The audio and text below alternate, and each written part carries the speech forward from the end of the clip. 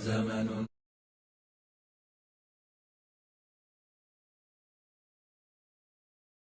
أمام السفارة الجزائرية بباريس اليوم عندنا مظاهرين حول الاحتجاج على تعديل الدستور وخاصة المادة 51 من هذا الدستور. تفضلوا خويا علي. السلام عليكم. وعليكم السلام. مرحبا بك معنا. لكن ممكن انك واقف مع خوتنا هنا. وش الوقفة هذه خويا علي؟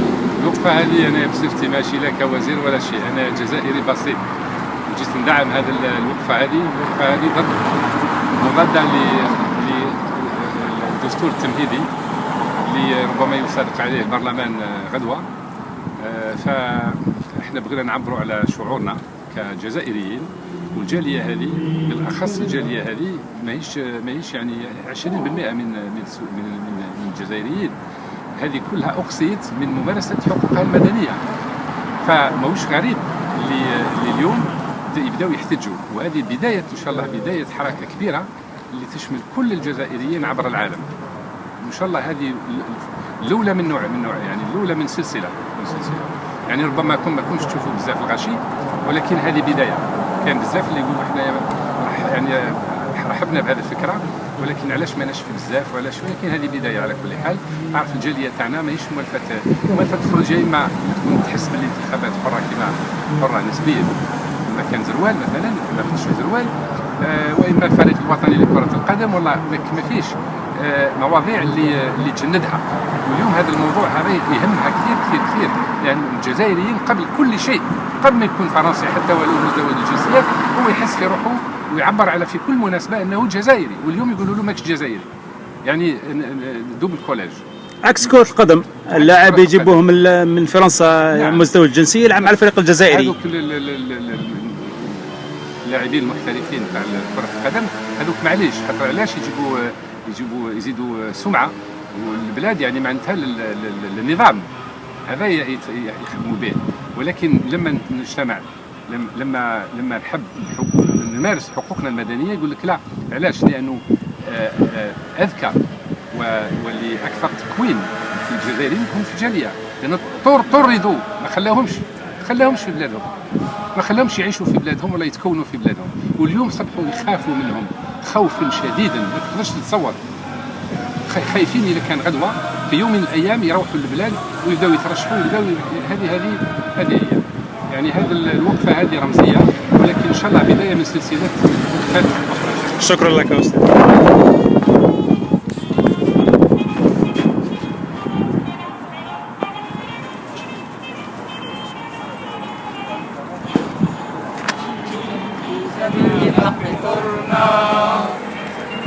وإلى استقلالنا بالحرب قمنا، نحن جند في سبيل الحق صرنا. وإلى استقلالنا بالحرب قمنا، لم يكن يصغى لنا لما نطقنا، واتخذنا رنة الأرض والسنا، وعقدنا العزم أن تحيا الجزائر. فاشهدوا تحيا الجزائر. خلال هذا الدستور التمهيدي الجديد، projet de constitution discriminatoire à plus d'un titre. Et je rappelle que la population algérienne qui a été forcée à l'exil ما كانش واحد جزائري تغرب لاسباب يعني هكذاك حاب يعيش في ظروف احسن. معظم الجزائريين تغربوا، ils ont émigré par la suite de difficultés financières, par la suite de difficultés politiques, de contraintes politiques. Ils ont été forcés à l'exil. Ensuite, ils ont fait leur trou et ils sont regroupés familialement. Ils ont réussi pour la plupart, mais évidemment, ils restent algériens. Le problème, c'est que ces Algériens manifestent à chaque occasion leur attachement au pays. Et le pouvoir a senti que cette population qui représente 20% de l'ensemble de la population totale peut un jour avoir le mauvais goût de rentrer en Algérie et d'exercer ses droits politiques. Et ça, évidemment, ça leur fait peur. Pourquoi? Parce qu'il y a la diaspora algérienne. Je dis diaspora parce qu'il y a des doubles nationaux, mais il y a aussi les Algériens qui ne sont que algériens. Eh bien, on a considéré que tous ces Algériens qui sont à l'étranger n'ont plus le droit d'exercer leurs droits civiques, leurs droits politiques en Algérie. Ils peuvent voter quand on leur demande de voter, c'est-à-dire que dans des élections truquées, d'avance. Mais par contre, s'ils ont le mauvais goût d'être candidats, eh bien non. Donc on leur interdit aujourd'hui le projet de constitution qui va être adopté certainement demain par le Parlement, par les deux chambres réunies. Eh bien, cette constitution-là va interdire à tous les émigrés algériens, à tous les Algériens. Notre rassemblement, ça va faire peur aux autorités algériennes. Quand ils nous voient la prochaine fois, 200, 300, 400 000. Je pense qu'aujourd'hui, tout reste qui va compter. Parce que nous réunissons aujourd'hui contre un projet. Plus de 100 km d'Alger ne vivent pas. Ils ne sont pas au courant de ce qui للدولة الجزائرية 20% من الجزائريين متواجدين عبر العالم. في فرنسا nous sommes la première communauté étrangère. متواجدين في كندا في بريطانيا. إذا قضية مزدوجي الجنسية هي فقط قضية أنها تفرق الجزائريين. أعطوا دستور ولكن إن شاء الله بهذا التجمع وبإرادة الجميع سوف إن شاء الله تواصل العمل. هذه إلا بداية فقط لأن النضال ما زال متواصل وعلى كل واحد منا أنه يأخذ بزمام الأمور ويدير باللي الميت ماهوش ميت وإنما حي. الشعب الجزائري لا وصاية عليه. الشرعية تعود للشعب ويجب على أن تكون فيه دولة القانون. المشكل ليس في الدستور وإنما المشكل في المنظومة السياسية، في السلطة التي لا تحترم القوانين التي هي تشرعها أحيانا ولكن لا تحترمها. On parle aussi de cette constitution. La constitution en elle-même, elle est inconstitutionnelle. Donc, non seulement elle n'intègre pas l'égalité entre les hommes et les femmes, quand on voit les articles de la Constitution qui parlent uniquement de la promotion de la femme, pas égale à l'homme, premièrement. Deuxièmement, ce qu'on parle de cette communauté qui est à l'étranger, parce que l'Algérie, avec cette constitution qui va passer comme une lettre à la poste demain, qu'est-ce qui va se passer? C'est qu'elle va priver plus de 6 millions d'Algériens qui sont à l'étranger pour le développement de notre pays. Comme ils sont dans la récession, ils me le disent. Et Al-Qanoun al-Maliya qui vient de passer il n'y a pas si longtemps, mais aussi l'Algérie elle se voit amputée de ces Algériens qui brillent à l'étranger et qui est à contresens dans d'autres pays. On prend un exemple tout bête. Le Marocain, les Tunisiens qui essayent d'appeler sa diaspora, ne serait-ce que pour apporter de l'expérience, mais aussi leur réussite à l'étranger. En Algérie, on essaye une nouvelle fois de les exclure d'une manière, malheureusement, comme on peut dire, discriminatoire. انا جيت على جال هذه جبت معي وجيت ما كانش اللي يهضر الطياره ب 500 اورو 500 اورو نو اما شي باد تغلب كل بنات صاحبي لي زاني 60 لي زاني 50 راه انا كنت هنايا اللي راحوا العمان هذوك اللي راحوا كاين دو جينيراسيون. كاين لا جينيراسيون auprès des comptes devant la justice algérienne. Inch'Allah. Les députés algériens, pseudo-députés, vont remettre la plus grande forfaiture qui est de voter cette constitution qui est incontestablement scélérate. La constitution la plus mauvaise sur le fond et sur la forme, la plus anti-algérienne qui ait jamais existé. Je demande à ces députés de bien réfléchir avant de voter.